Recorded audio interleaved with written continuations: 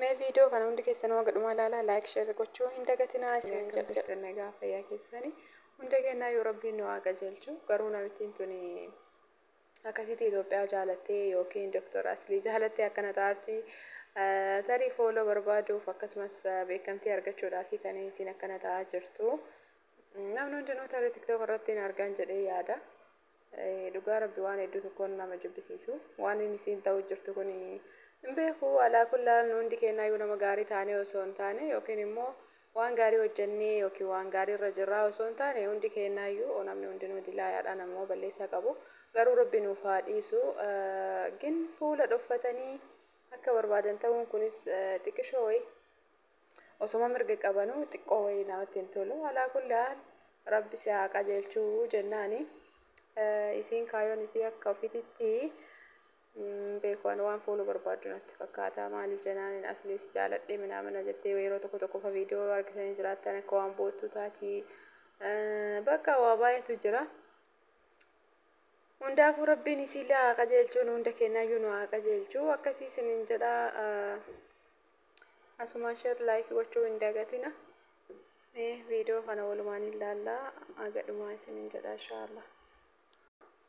Dhiifama obboleeyyan sagaleen xiqqishoo muuziqaa jala jirsaniif saalentii godhe jalqaba sagalee isaanii waan dhaga'amuunas fakkaateeyyuu garuu yeroo laaluu muuziqatu jala jira kanaafiyyuu saalentii godhe dhiifamaa isiniin jedha tarii yuutuubiin na adabuu danda'a. Kanaafi yuutuubiin kun immoo waa baay'ee eeggachuu barbaachisa inumaayyuu viidiyoo akkana kanneen iyyuu sodaataatu waan inni irratti hojjenna. Isaaniif jecha sagalee isaanii akka hin dhagayamne saayilentii godhe malee osoo dhaggeeffattanii waan hedduu isin kolfisiisu akkasuma garuu wanti nama gammachiisus as keessanii jira sababbiin isaa saraatanyaa isiitiif akka sixootaa kennitu goosisee jira akkasumallee waan hedduu tokko nama gammachiisu jechuun Asliin agarsuun nama hundaayyuu ilaalcha tokko ilaalaa min arabaa habashaa namni waan jedhamu qabu hundaayyuu yoo jechuun barbaade gittim godhee raggaxee jedhaani. Akkasii ammasitti viidiyoo argaa jirtan kanarratti Aslii jaalallii narraa naqabee jettee akka waan boottu ta'aa jirti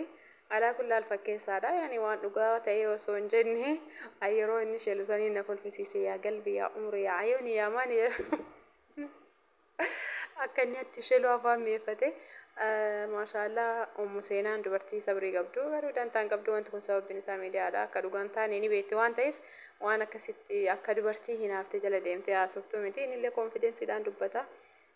waan sodaa qabu miti osoo nama garii taate akkana hunda akkana daffareen jedhu ani dhugaa rabbi yeroo inni akkasi sheelu san kolfaa ture iyyuu jechuudha sagalee kanarratti hedduu wayii kolfaa ture akkasii bakka maal jedharee waan bira harkalmatte dhiifama namitti na dhufteeti jidduudhaan sagalee kanallee gadhiisee